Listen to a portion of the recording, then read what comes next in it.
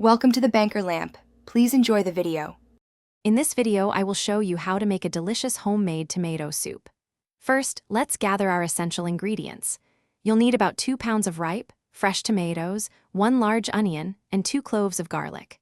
Don't forget 4 cups of good quality vegetable broth, a 1/4 cup of rich heavy cream, and 2 tablespoons of unsalted butter.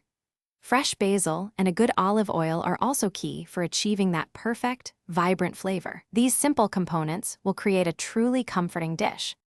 Now let's begin the cooking process. Start by dicing your onion and mincing the garlic finely. In a large pot or Dutch oven, heat 2 tablespoons of olive oil over medium heat. Add the diced onion and sauté until it becomes translucent and soft, which usually takes about 5 to 7 minutes. Then, add the minced garlic and cook for another minute until fragrant. Finally, stir in your prepared tomatoes and the vegetable broth, bringing the mixture to a gentle simmer. Once your soup has simmered for about 20 to 25 minutes, allowing all those wonderful flavors to develop, it's time to blend. Carefully transfer the hot mixture to a blender, working in batches if necessary, and process until it's completely smooth and creamy. Return the pureed soup to the pot.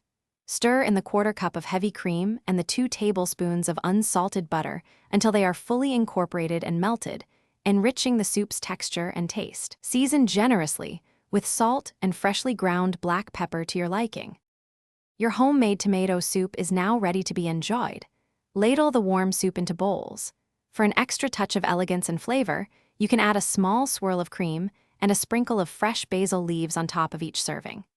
This classic soup pairs wonderfully with a crispy grilled cheese sandwich or a slice of warm, crusty bread for a truly satisfying meal.